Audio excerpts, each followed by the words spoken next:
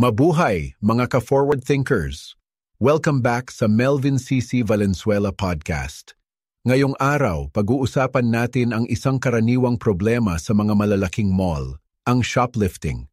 Parang simpleng krimen lang to kumpara sa robbery o terorismo, pero grabe din ang epekto nito sa negosyo at nakakaapekto sa pakiramdam ng mga shoppers.